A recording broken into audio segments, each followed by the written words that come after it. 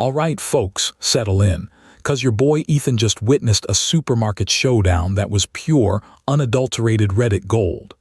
This one's got a tiny daredevil, a well-meaning bystander, and a Karen in training who went 0 to 100 faster than a Bugatti. So picture this.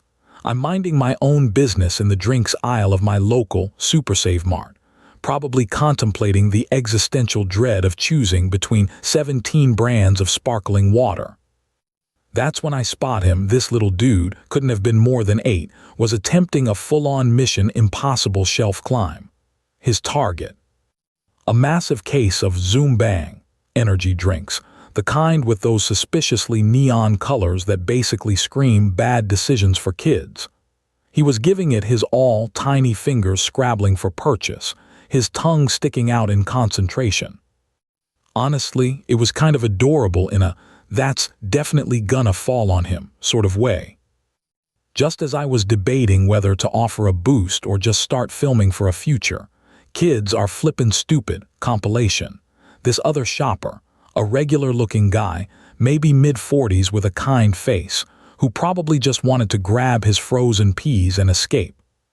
Notice the kid's valiant struggle. With a sigh that seemed to carry the weight of all parental exhaustion, he reached up, plucked the case of Zoom Bang off the top shelf like it was nothing, and handed it to the little climber. The kid's eyes went wide like he'd just been handed the keys to Willy Wonka's factory. He muttered a quick thanks, and then, clutching his prize, he bolted. I mean, bolted. A tiny, caffeinated blur disappearing towards the checkout. I was still kind of chuckling to myself about the kid's sheer joy when things took a sharp left turn into Crazy Town. Cue the dramatic entrance. A teenage girl, maybe 15, comes storming down the aisle like a Category 5 hurricane in ripped jeans and an oversized hoodie. Her face was a mask of pure fury, and her phone was, of course, glued to her hand, though currently ignored for the impending tirade.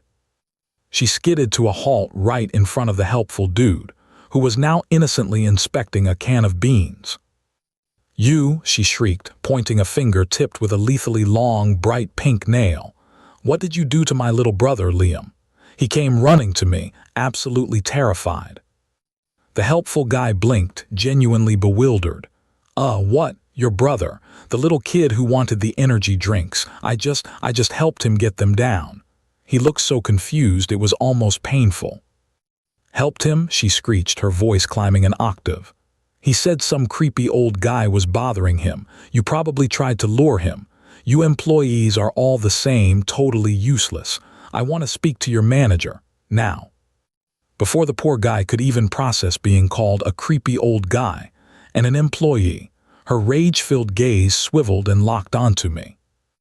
I'd just been standing there, probably with an expression of mild amusement rapidly turning into "oh crap," clutching a bag of perfectly ripe avocados I was quite proud of finding. "And you," she spat, jabbing that deadly pink nail in my direction. "You're just going to stand there and let him harass children. You're an employee. Do something. Get your manager out here before I call the cops on this pervert." I took a slow breath, trying to channel my inner Zen master. "Whoa there, Turbo," I said, holding up my hands, avocados and all. "First off, I don't work here. See? No name tag, just a dude trying to make some guacamole tonight. Second, your brother didn't look terrified. He looked like he just won the kid lottery and was making a clean getaway with the loot."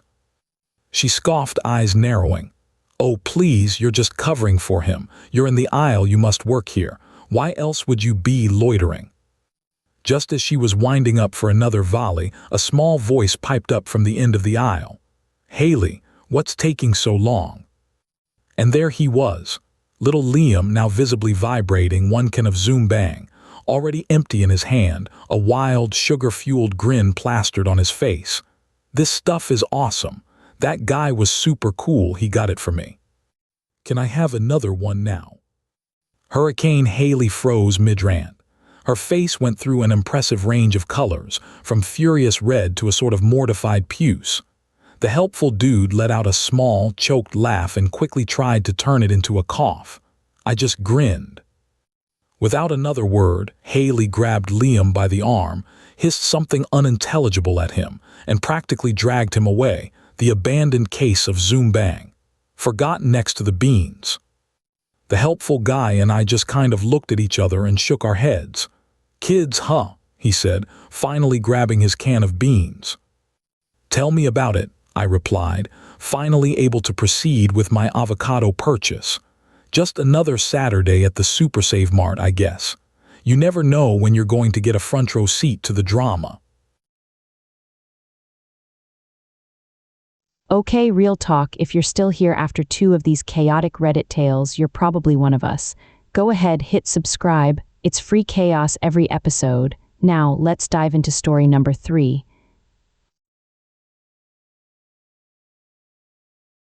So picture this, it's 1999.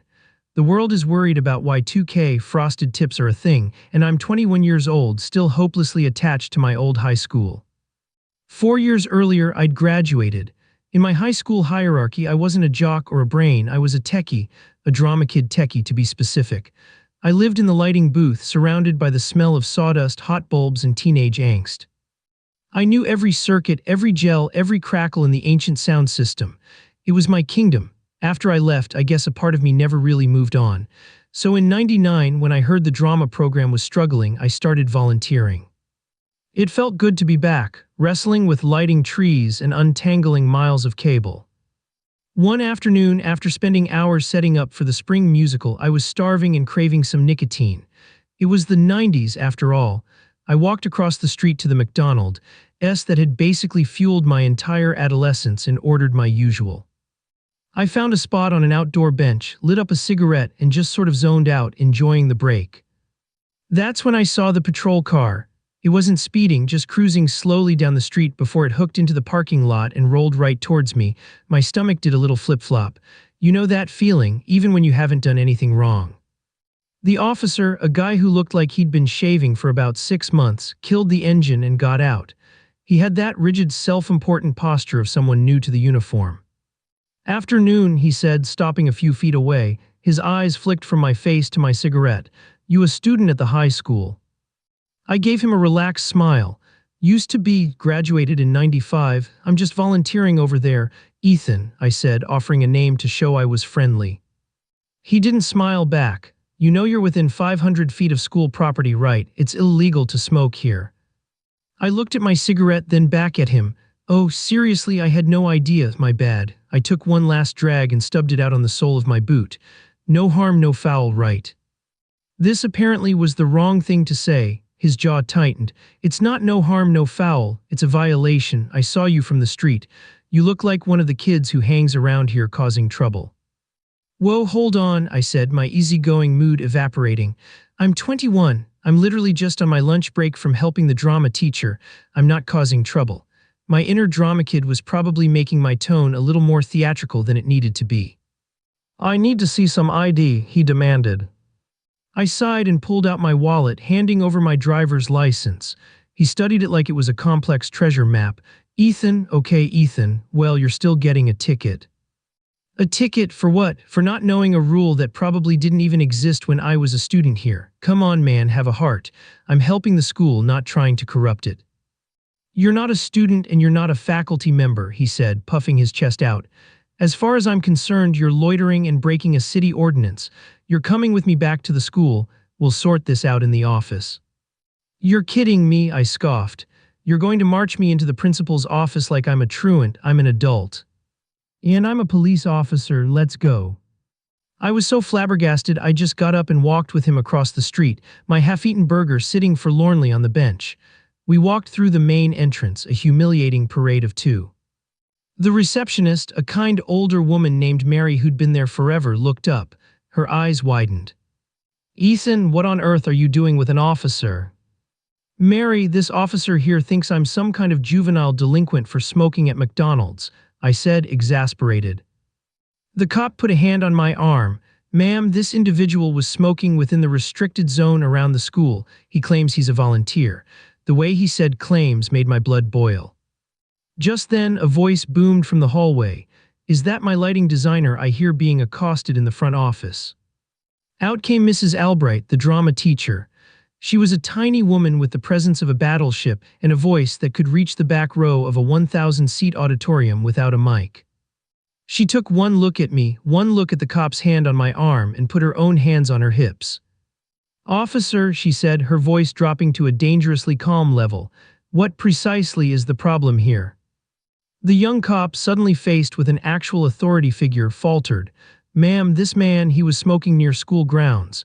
He doesn't have a faculty ID and—" Mrs. Albright cut him off with a wave of her hand. "This man," she said, pointing at me, "is Ethan. He was the best damn tech I had from 92 to 95, and he is the only reason our production of Grease will have functioning lights this weekend. He is here on his own time, using his own expertise for free to help these students.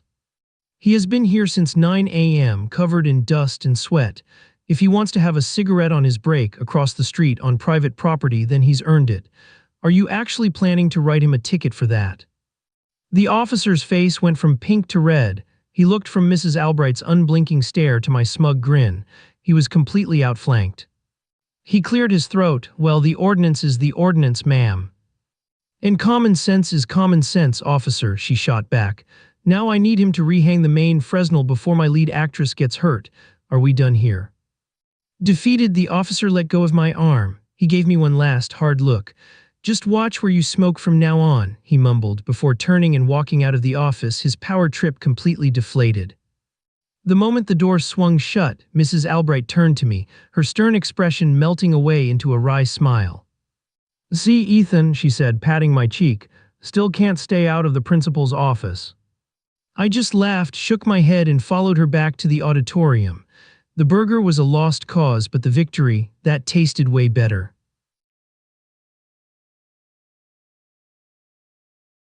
Okay, so picture this. I'm sitting in the waiting room at a clinic, totally zoned out, just trying to kill time before my appointment. You know, standard stuff. I'm just a patient, same as anyone else waiting there. Definitely not wearing a uniform, just my regular clothes, or maybe scrubs, but just my own, not clinic issue.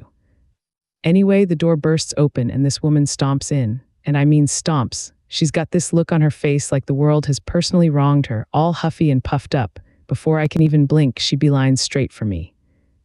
Not the reception desk, mind you, but me, sitting there trying to look invisible. She plants herself right in front of me and glares down. "I need help," she practically barks, her eyes just burning holes into me. Now my first thought is, okay, lady, you're clearly distressed, but why are you looking at me? I'm literally just sitting here. So I kind of tilt my head towards the check-in window, trying to be helpful but also make it clear I'm not the person she needs. You need to talk to them," I say, pointing. But she just shakes her head, totally dismissive. "No, you have to help me right now." I'm starting to feel a little weirded out. "Look," I try again, keeping my voice calm, "I'm sorry, but I'm just here for my own appointment. I don't work here." She stares at me for a long moment, like she's trying to calculate the square root of my forehead. Then her eyes narrow and she says, dripping with accusation, "Don't lie to me. You're a nurse. Get up and do your job." At this point, I actually did laugh a little. It was just so absurd. Seriously, I'm a patient. I do not work here, lady. I mean, come on. Yes, lots of people wear scrubs, but that doesn't automatically make you staff. I wasn't wearing a clinic ID. I wasn't holding a clipboard. I was literally just slouching in a waiting room chair. But my little chuckle just seemed to make her even more furious. She started getting louder, insisting I was trying to blow her off, that she knew I worked here, that she needed help now. It was escalating fast, and people in the waiting room were starting to look over. I was getting seriously uncomfortable, wishing I could just vanish into thin air. Just as I was bracing myself for whatever fresh demand was coming next, the glass slid open at the front desk. One of the staff members, bless their heart, poked their head out. "Is everything all right out here? Ma'am, can we help you?" The entitled woman immediately spun around and stomped over to the window, leaving me blinking in relief. She started loudly demanding to be seen immediately. The poor desk staff had to calmly explain that she wasn't an established patient and didn't have an appointment. They told her her best bet was to go to urgent care. Well, that set her off again. She started yelling even louder about how ridiculous that was, how she needed help now, and how they were all useless. The staff, looking completely fed up, had to eventually tell her she needed to leave if she couldn't calm down. Finally, she stormed out, still muttering and yelling as she went down the hall. The whole waiting room collectively exhaled, I think. Minutes later, my name was called. As I was checking in, the desk staff gave me a sympathetic look and quietly confirmed they'd had to ask her to leave because she wouldn't stop yelling. I just nodded, glad she was gone before my turn came. Dealing with that kind of energy right before seeing the doctor? No thanks.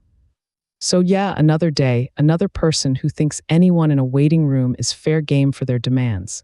I guess the takeaway is, if you're waiting somewhere, you're not automatically an employee. And maybe clinics should issue force fields to patients just trying to mind their business. A girl can dream. Still watching? Dang, you must love internet drama. Smash subscribe. It's cheaper than therapy. Here's another one I think you'll really enjoy.